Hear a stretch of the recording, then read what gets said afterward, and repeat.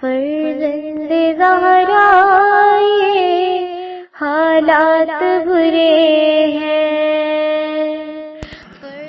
کاشانہ بصیرت ایک ایسا مکمل یوٹیوب چینل جس پر محروم بصارت کے لیے بالخصوص اور تمام افراد کے لیے بالعموم سینکڑوں کی تعداد میں اسلامی کتب دستیاب ہیں۔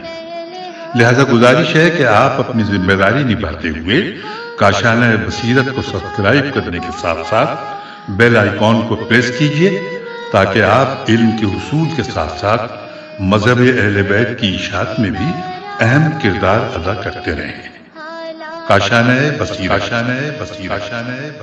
فرزند زہرا یہ حالات برے ہیں۔ معزز سامعین کرام، نگہت رضا آپ کی خدمت میں سلام عرض کرتی ہیں۔ کاشانہ بصیرت کی جانب سے میں آپ سے مخاطب ہوں اور خطائے اجتہادی کی کرشمہ سازیاں اس کتاب کا 12واں حصہ لے کر اب آپ کے پاس آ رہی ہوں۔ یہ کتاب جناب سید مرتضیٰ عسکری صاحب کی تصنیف کردہ ہے اور اس کو جناب سید ذیشان حیدر صاحب نے جوادی نے اس کے مترجم ہیں۔ 12واں حصہ کتاب کا آج ہم پڑھنے جا رہے ہیں اور پیج کا نمبر ہے 136۔ ٹائٹل اب آ رہا ہے وراثت امام موسیٰ بن جعفر بالخصوص۔ غیبت نعمانی اور بہار میں حماد سائق کی روایت ہے کہ میں نے مفضل بن عمر کو امام صادق سے سوال کرتے سنا، یہاں تک کہ ابو الحسن موسیٰ کاظم نکل آئے تو امام صادق نے فرمایا، صاحب کتاب علی کو دیکھنا چاہتے ہو؟ مفضل نے عرض کی کہ اس سے بہتر کیا بات ہو سکتی ہے؟ فرمایا، یہی صاحب کتاب علی ہے۔ ریفرنس غیبت النعمانی صفحہ 177، بہار 22/48۔ معاف کیجیے گا۔ وراثت امام علی ابن موسیٰ رضا بالخصوص، یہ اگلا سب ٹائٹل ہے اور اس کی ہم ریڈنگ شروع کرتے ہیں۔ علی بن یقین سے روایت ہے کہ مجھ سے حضرت ابو الحسن ابن کاظم نے فرمایا کہ یا علی، یہ میری اولاد کا سب سے بڑا فقیہ ہے اور میں نے اسے تمام کتابیں سپرد کر دی ہیں، اور یہ فرماتے ہوئے حضرت رضا کی طرف اشارہ کیا۔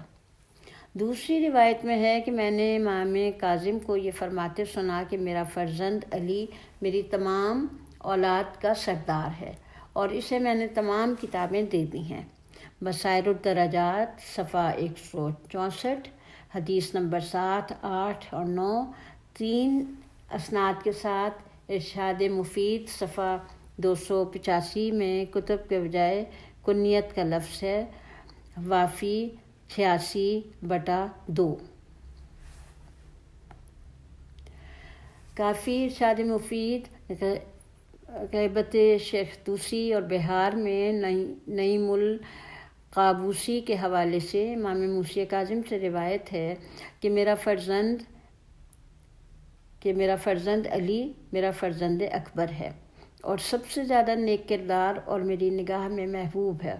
وہ میرے ساتھ کتاب الجفر میں نگاہ کرتا ہے جسے نبی اور وصی کے علاوہ کوئی نہیں دیکھ سکتا ہے۔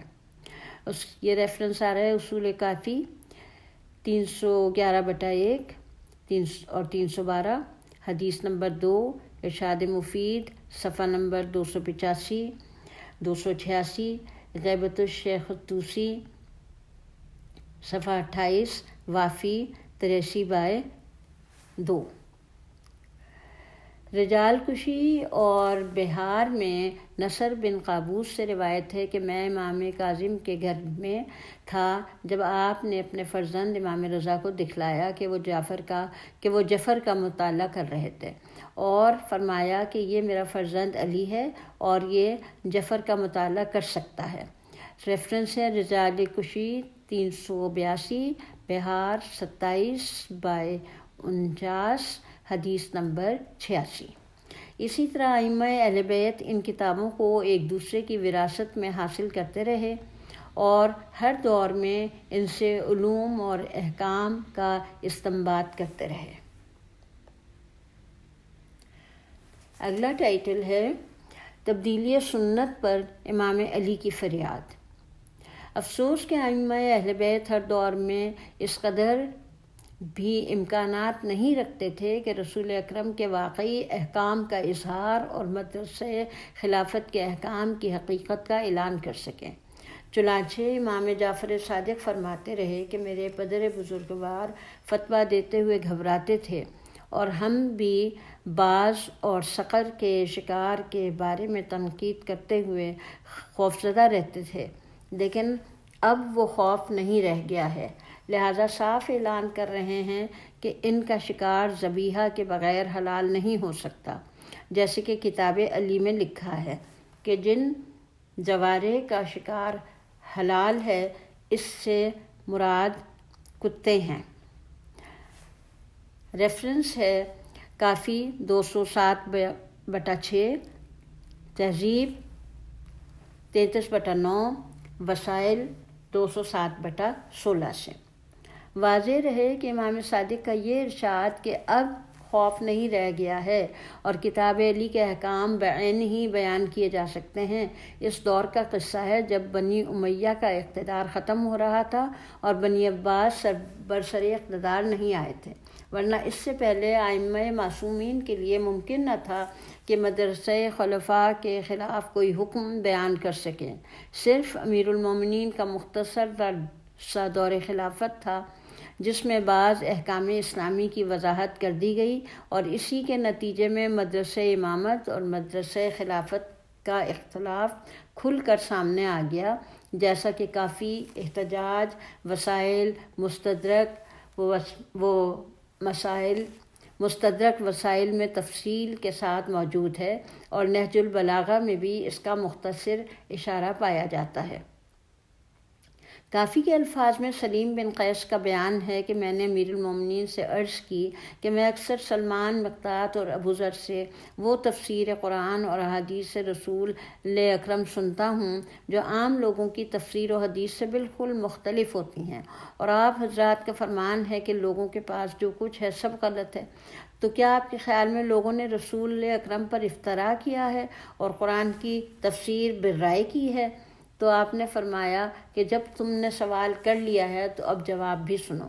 لوگوں کے ہاتھوں میں حق و باطل، صدق و کذب، ناسخ و منسوخ، عام و خاص، محکم اور متشابہ، اور اصل و نقل سب کچھ ہے، اور افتراء تو رسول کی زندگی ہی سے شروع ہو گیا تھا، یہاں تک کہ آپ نے منبر پر آ کر فرمایا تھا کہ میرے خلاف غلط بیانیاں بہت ہو رہی ہیں، لہذا یاد رکھو کہ جو کچھ میری طرف غلط بات منسوب کرے گا اس کا ٹھکانہ جہنم ہوگا۔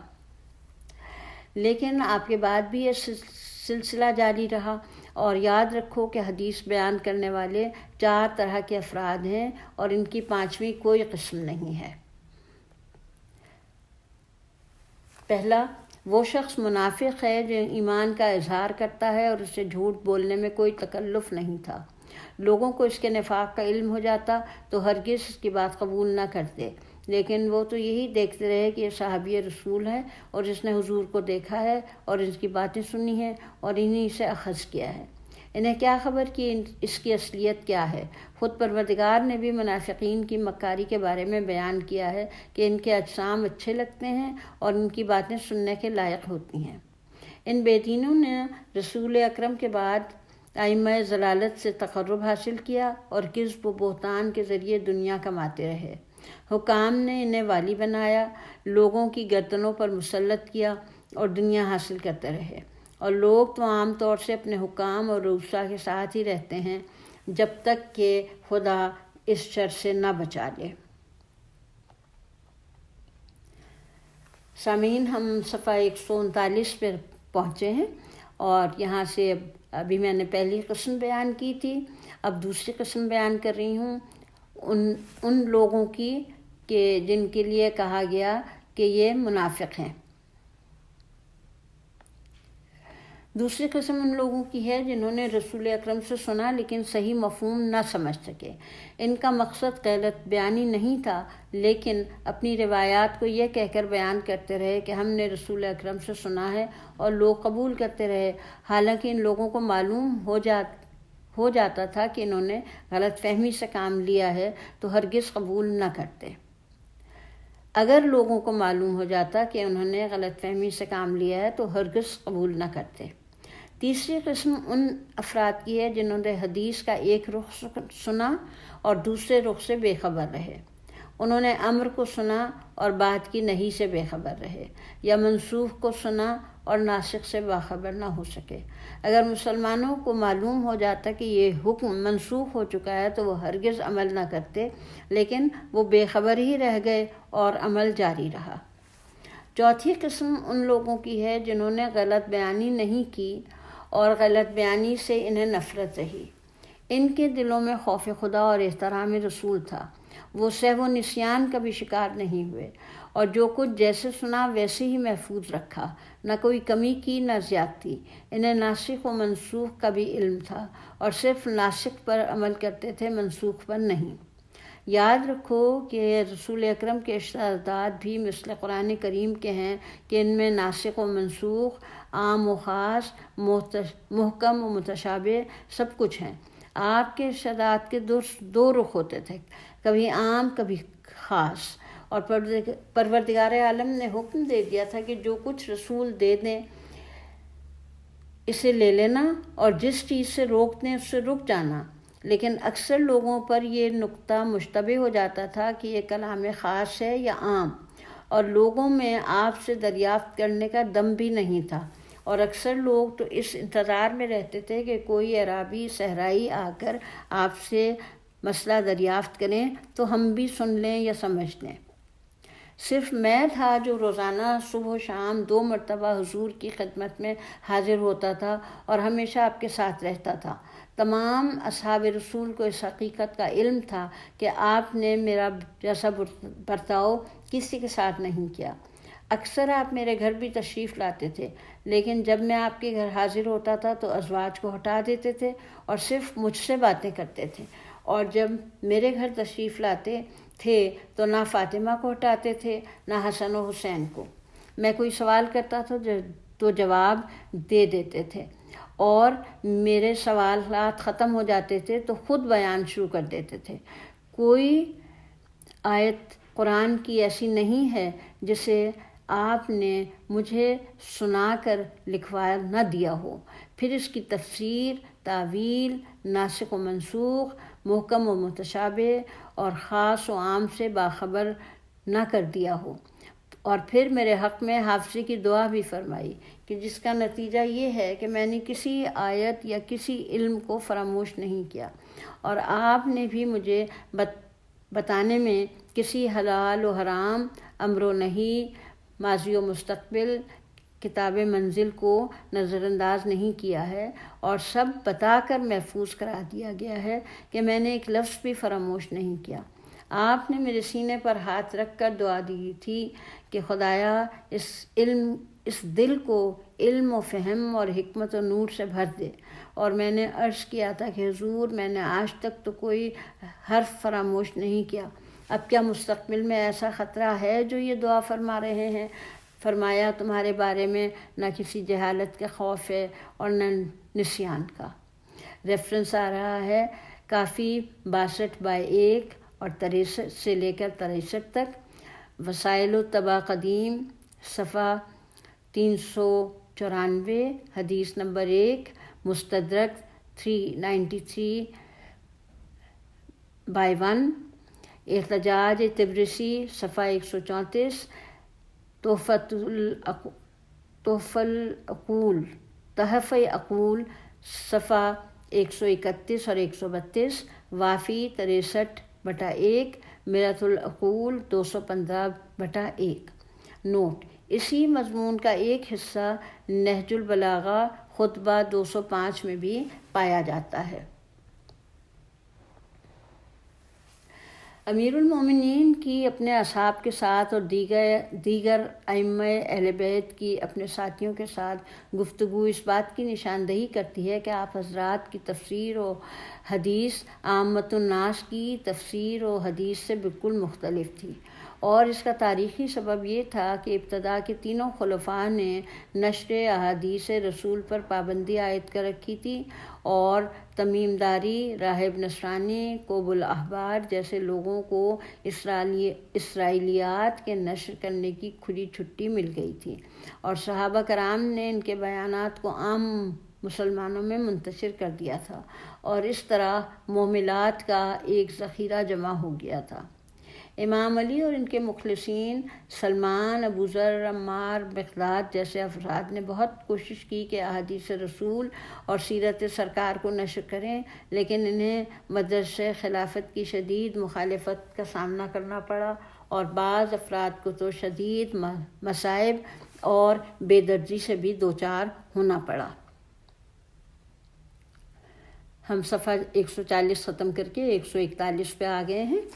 پھر خود حضرات خلفاء بھی اپنی سیاست کی بنیاد پر بے شمار احادیث اور تعلیمات پیغمبر اسلام کو مسخ کر چکے تھے، جس کا نام بعد میں اجتہاد رکھ دیا گیا، اور اس غلاف میں سارا مواد جمع ہو گیا۔ امام علی نے حکومت پانے کے بعد بہت چاہا کہ سنت رسول کا احیاء کریں اور سنت خلفاء کا خاتمہ کریں، لیکن حالات نے اجازت نہیں دی اور خاطر خواہ کامیابی حاصل نہ ہو سکی، جس کی تفصیل خود آپ کے الفاظ میں یہ ہے۔ فتنوں کی ابتدا جو چند خواہشات اور بدعتی احکام سے ہوتی ہے، جنہیں لوگ اختیار کر لیتے ہیں اور ان کے ذریعے حکم خدا کی مخالفت کی جاتی ہے، اور لوگ ایک دوسرے پر مسلط کر دیے جاتے ہیں کہ اگر حق خالص رہ جاتا ہے جب بھی کوئی اختلاف نہ ہوتا، اور اگر باطل خالص رہ جاتا تو بھی صاحبان عقل پر مخفی نہ رہتا۔ لیکن ستم یہ ہوتا ہے کہ ایک حصہ ادھر سے لیا جاتا ہے اور ایک حصہ ادھر سے، پھر دونوں کو مخلوط کر کے مشتبہ بنا دیا جاتا ہے، اور شیطان اپنے ساتھیوں پر غلبہ حاصل کر لیتا ہے، اور سوائے مخلصین کے کوئی نجات پانے والا نہیں ہوتا ہے۔ میں نے خود رسول اکرم کو یہ فرماتے سنا ہے کہ اس وقت تم لوگوں کا کیا عالم ہوگا جب ایسے فتنے مسلط ہو جائیں گے جن میں بچے جوان ہو جائیں گے اور جوان بوڑھے ہو جائیں گے۔ لوگ انہی فتنوں پر چلتے رہیں گے اور انہی کو سنت رسول کا درجہ دے دیں گے۔ اگر کوئی شخص بدلنا بھی چاہے گا تو کہیں گے تم سنت کو بدلنا چاہتے ہو، اور اس طرح بلائیں سخت ہو جائیں گی، اور اولاد کو قیدی بنا لیا جائے گا، اور لوگ فتنوں کی چکی میں پیس دیے جائیں گے۔ غیر خدا کے لیے علم دین حاصل کریں گے اور غیر عمل کے لیے عالم بنیں گے۔ آخرت کے اعمال انجام دیں گے اور مقصد حصول دنیا ہوگا۔ اس کے بعد آپ نے اپنے گرد و پیش کے افراد پر نظر ڈالی، جس میں گھر والے، خواص اور مخلصین سب تھے، اور فرمایا کہ میرے قبل کے حکام نے قصداً رسول اکرم کے احکام کے خلاف عمل کیا ہے اور آپ کے عہد کو توڑ کر آپ کی سنت کو تبدیل کر دیا ہے۔ لیکن اگر ان بدعتوں کو ترک کرنے اور قوم کو عہد رسول کی طرف پلٹانے کی کوشش کروں گا تو خود میرا لشکر بھی مجھے چھوڑ دے گا اور میں تنہا رہ جاؤں گا، یا میرے ساتھ صرف چند شیعہ رہیں گے جو میرے فضل اور خدا اور رسول کی طرف سے میری اطاعت کے فرض ہونے کا علم رکھتے ہیں۔ صفحہ 102 پہ ہم پہنچ گئے۔ سوچو، اور بیان جاری ہے جو حضرت علی سے آ رہا ہے۔ تو اگلا پیراگراف ہے، سوچو اگر میں مقام ابراہیم کو پلٹا کر اس جگہ لے جاؤں جہاں عہد رسول میں تھا، اگر فدق کو وارثان فاطمہ کے حوالے کر دوں، اگر میں سا کا وہی وزن مقرر کر دوں جو دور رسول میں تھا، اگر میں رسول اکرم کی دی ہوئی جاگیروں کو لوگوں کے حوالے کر دوں جو محروم کر دیے گئے ہیں، اور جعفر کا مکان ان کے ورثے کو دے دوں، اور مسجد کا وہ حصہ منہدم کر دوں، اگر میں جور و ستم، ظلم و جور کے ساتھ کیے گئے فیصلوں کو بدل دوں اور عورتوں کو ان کے نئے شوہروں کے پہلو سے اٹھا کر اصلی شوہروں کے حوالے کر دوں، اگر میں بنی تغلب کی ذریت کو غلام اور کنیز بنا لوں. یہ بیان کنٹینیو کر رہا ہے، لیکن یہاں پر اس صفحے کے نیچے لائن ڈال کر چھوٹے فونٹ میں لکھا گیا ہے کہ جیسے کہ کوئی چیز جو ہے وہ اس کی ایکسپلینیشن دی جا رہی ہو. اور یہ اس امر کی طرف اشارہ ہے کہ مقام ابراہیم پہلے دیوار کعبہ سے متصل تھا. اچھا، یہاں پر ایک فٹ نوٹ آ رہا تھا جہاں پر کہا گیا کہ سوچو اگر میں مقام ابراہیم کو پلٹا کر اس جگہ لے جاؤں. تو اس فٹ نوٹ کو مقام ابراہیم کے فٹ نوٹ کے اس طرف اشارہ ہے کہ مقام ابراہیم پہلے دیوار کعبہ سے متصل تھا. عمر نے اسے اپنی جگہ سے ہٹا دیا، جیسا کہ طبقات ابن سعد بیروت 284/3، تاریخ خلفائے سیوطی صفحہ 137، فتح الباری باب الموافقات عمر 236/9، تاریخ کامل حوادث سن 18 ہجری طبع یورپ 439/2 طبع مصر اور 217/2 میں مذکور ہے. دوسرا فٹ نوٹ جس میں کہا گیا تھا فدق کو وارثان فاطمہ کے حوالے کر دوں، قصہ فدق کی تفصیل حصہ اول میں بیان کی جا چکی ہے. نمبر 3، نہایت ابن اسیر کے مطابق سا 4 مد ہوتا ہے، اور مد شافعی اور فقہائے حجاز کے نزدیک عراقی رطل کے حساب سے 1/3 ہوتا ہے، اور ابو حنیفہ کے نزدیک مد 2 رطل ہوتا ہے، اور اسی طرح سا کل 5.25 1/3 رطل ہوگا یا 8 رطل ہوگا. جبکہ فقہ اہل سنت میں امام باقر کی روایت کی بنا پر مدینہ کے 6 رطل اور عراق کے 9 رطل ہوتا ہے، جیسا کہ کتاب الخلاف میں زرارہ سے نقل کیا گیا ہے. نمبر 4، تاریخ خلفائے سیوطی صفحہ 137 میں ہے کہ عمر نے مسجد رسول میں توسیع پیدا کی تو بہت سے مکانات بھی توڑ کر شامل کر لیے. یہ عمر کے ان فیصلوں کی طرف اشارہ ہے کہ انہوں نے میراث میں اول اور تعصیب کا قانون جاری کر دیا، چور کے ہاتھ کلائی سے کاٹ دیے، جبکہ حضور نے منع فرمایا تھا. ایک مجلس میں 3 طلاق کا قانون ایجاد کیا جسے اولیات عمر میں شمار کیا جاتا ہے. نمبر 6، جن عورتوں کو بغیر گواہ کے طلاق دی گئی یا غیر طہارت کی حالت میں طلاق دے دی گئی، جو اسلام میں ایک کھلی ہوئی بدعت ہے. نمبر 7، عمر نے ان لوگوں سے جزیہ کو اٹھا لیا کہ اہل ذمہ دار نہیں ہیں اور انہیں غلام اور کنیز کا درجہ نہیں دیا جا سکتا. بقیہ حاشیہ اگلے صفحے پر آئے گا، اور لیکن اس حاشیے سے پہلے یہ بیان جو ہے یہ متصل ہو رہا ہے اس بیان سے کہ جس میں کہا جا رہا تھا کہ اگر میں بنی تغلب کی ذریت کو غلام اور کنیز بنا لوں، اور ذریت کے اوپر 7 کا ہندسہ ہے، یعنی 7واں فٹ نوٹ جو ہے وہ اس ذریت کے متعلق ہے، جو کہ اگلے صفحے پر بعد میں آئے گا. اور سرزمین خیبر کو اس کی اصلی حالت پر پلٹا دوں. اگر میں عطایا کے دفتر پھاڑ کر پھینک دوں، اور عطایا کے دفتر پھاڑنا پہ پھر اگلے صفحے کا پہلا فٹ نوٹ آ گیا ہے، اور رسول اکرم کی طرف مساویانہ تقسیم کر دوں. اگر میں زمینی پیمائش کو نظر انداز کر کے رسول اکرم کے دور کے مطابق شادیوں کا نظام رائج کر دوں. اب یہاں زمینی پیمائش کو نظر انداز کرنے میں دوسرا فٹ نوٹ آ رہا ہے، اور شادیوں کا نظام کے لیے تیسرا فٹ نوٹ آ رہا ہے. اور پھر آگے بیان ہوتا ہے کہ اگر میں خمس کے فریضے کو صحیح انداز سے رائج کر دوں، اس کے اوپر چوتھا فٹ نوٹ ہے، اور اگر میں مسجد رسول کو اگلی حالت پر پلٹا دوں.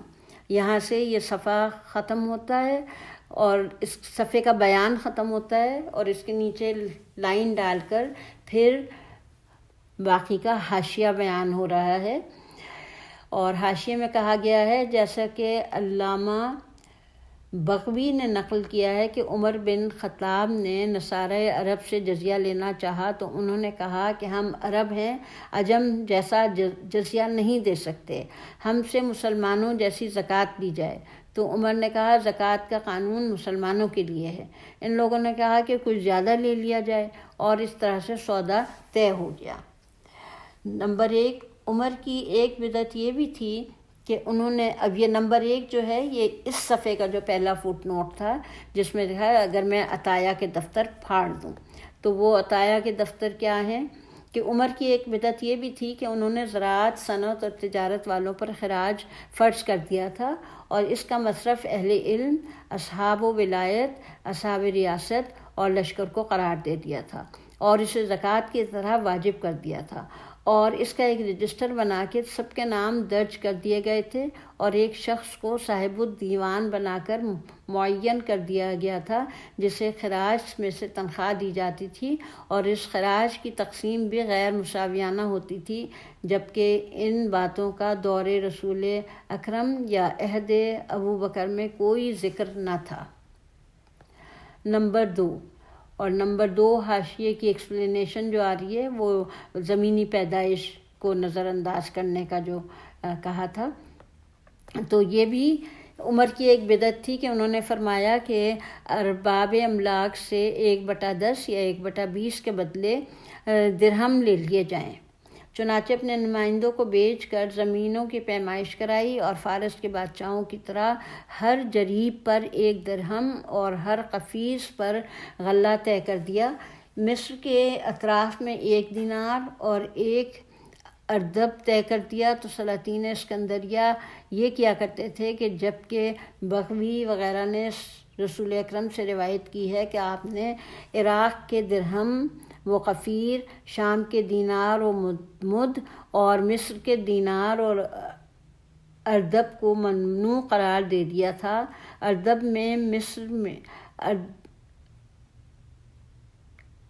یا عروب مصر میں 60 من کا ہوتا تھا. بعض کا خیال ہے کہ اس سے مراد خود پیمائشی نظام ہے جو عمر نے رائج کیا تھا، اور سب سے پہلے یہ کام کوفے میں انجام پایا تھا. نمبر 3 اشارہ ہے کہ رسول اکرم ہر معقول آدمی کو قابل شادی قرار دیتے تھے، اور اس لیے آپ نے اپنی چچازاد بہن کا عقد مقداد سے کر دیا تھا، لیکن عمر کی نگاہ میں عرب عورت کا عقد عجم مرد سے نہیں ہو سکتا تھا. نمبر 4 یہ اشارہ ہے کہ عمر نے خمس میں ذوی القربہ کے حق کو یکسر ختم کر دیا تھا. اور اس کے بعد اب ہم آ رہے ہیں صفحہ 144 پر. اور نئے دروازوں کو بند کر کے پرانے دروازوں کو کھول دوں. اب نئے دروازوں پر فٹ نوٹ ہے، میرے خیال سے میں فٹ نوٹ پہلے پڑھ دیتی ہوں کہ رسول اکرم نے اپنے دور میں سوائے باب علی کے تمام دروازے بند کرا دیے تھے، لیکن بعد میں کھول لیے گئے. تو یہ جو مسجدوں کے دروازے بند ہونے کا جو ریفرنس تھا وہ اس پہ کہا ہے حضرت علی نے نئے دروازوں کو بند کرا کے پرانے دروازوں کو کھول دوں. اگر میں موزے پر مسح حرام کر دوں، اس کے اوپر دوسرا فٹ نوٹ آ رہا ہے، اور اس کی ایکسپلینیشن آ رہی ہے نیچے فٹ نوٹ میں کہ عمر نے مسافر کو 3 دن اور مقیم کو 1 دن کے لیے موزے پر مسح کرنے کی اجازت دے دی تھی، جبکہ حضرت عائشہ کی روایت ہے کہ روز قیامت سب سے برا حشر اس کا ہوگا جو کسی دوسرے کی جلد پر وضو کرے. سب سے برا حشر اس کا ہوگا جو دوسرے کی جلد پر وضو کرے. نمبر 3 مسلمانوں نے رسول اکرم کے بعد نبیذ کو حلال بنا دیا تھا، جبکہ رسول اکرم کے دور میں حرام تھی۔ اور مین ٹیکسٹ میں تیسرا فٹ نوٹ جو ہے وہ اسی جملے پر آ رہا ہے کہ اگر میں نبیذ پینے پر حد جاری کر دوں۔ اس کے بعد اگلا جملہ ہے اگر میں حج تمتع اور متاع کو حلال کر دوں۔ اس کے اوپر چوتھا فٹ نوٹ ہے، اور چوتھا فٹ نوٹ ہے کہ رسول اکرم نے حج تمتع اور متاع دونوں کو جائز قرار دیا تھا اور عمر نے اپنے دور میں حرام کر دیا تھا۔ یہ بیان اس سے پہلے بھی گزر چکا ہے اور قارئین جو ہیں اس کو پہچان گئے ہوں گے۔ پھر 5واں فٹ نوٹ آ رہا ہے کہ اگر میں جنازے کی تکبیریں 5 کر دوں۔ بقول تاریخ، اس کا ایکسپلینیشن آ رہی ہے نیچے فٹ نوٹس میں، بقول تاریخ الخلفاء سیوطی اور روضۃ المناظر ابن شاہنہ، رسول اکرم نماز جنازہ میں 5 تکبیریں کہا کرتے تھے اور عمر نے اسے 4 بنا دیا اور اسی کو مشہور کر دیا گیا تھا۔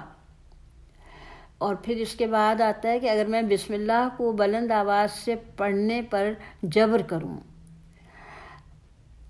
بلند آواز میں بسم اللہ پڑھنے کی ایکسپلینیشن فٹ نوٹ میں جو آ رہی ہے وہ یہ ہے کہ یہ غالباً معاویہ کی ایجاد تھی کہ بسم اللہ آہستہ پڑھا جائے، جیسا کہ زمخشری نے سورہ الحمد کی تفسیر میں درج کیا ہے۔ اس کے بعد جملہ آتا ہے مسجد، اگر میں مسجدوں سے ان لوگوں کو نکال باہر کروں جو رسول اکرم کے دور میں داخل نہ ہو سکتے تھے۔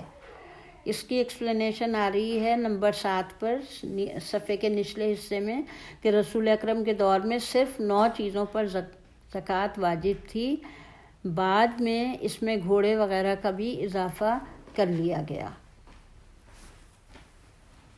نمبر 8،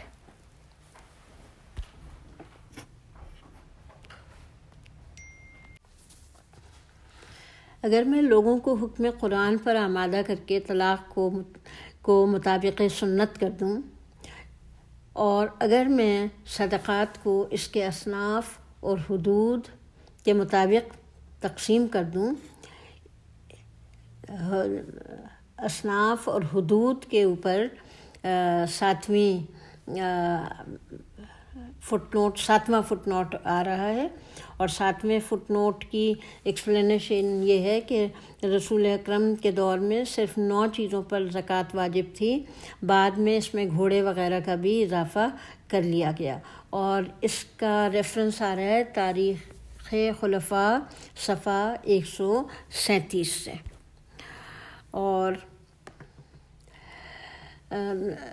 اور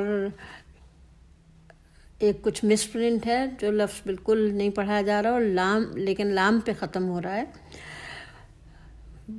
اگر میں ڈیش اور نماز کو ان کے اوقات، احکام اور موقع محل کی طرف پلٹا دوں، اور اس کی ایکسپلینیشن آ رہی ہے، یہ 8واں فٹ نوٹ تھا، نماز کو اور ساتھ میں ایک اور چیز ہے کہ اس کو پلٹا دوں اپنے اوقات کی طرف۔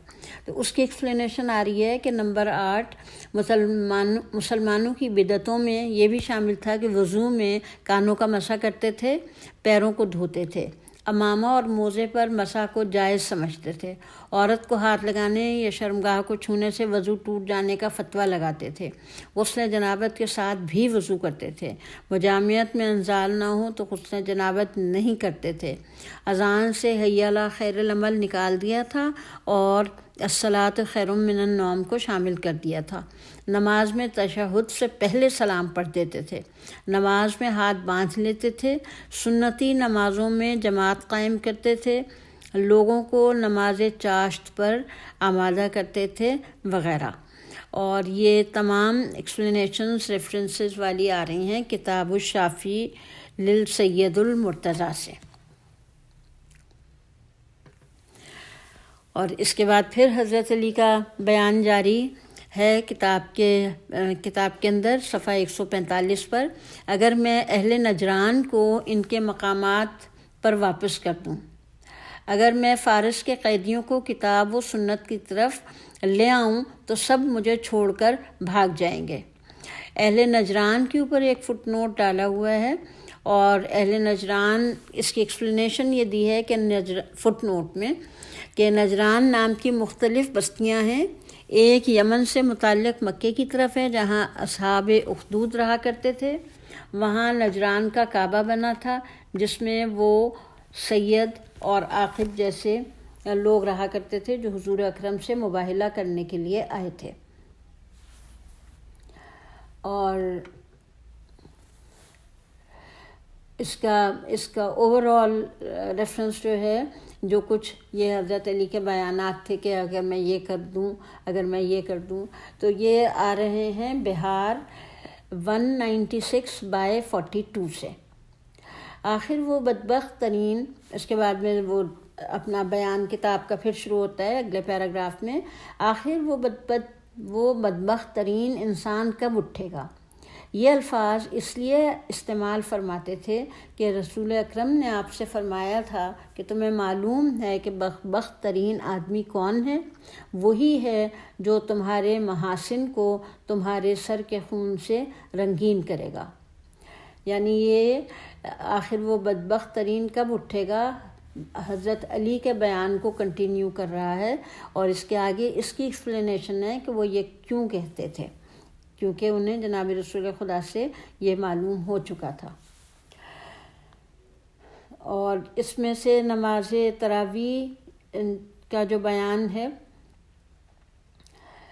اس کے لیے کہا، اس کی ایکسپلینیشن ہے کہ نماز تراویح حضرت عمر کی بدعتوں میں سے ہے جسے تاریخ الخلفاء میں سیوطی نے اولیات عمر میں شمار کیا ہے، اور اس کا ریفرنس تاریخ خلفاء صفحہ 136 سے آیا ہے.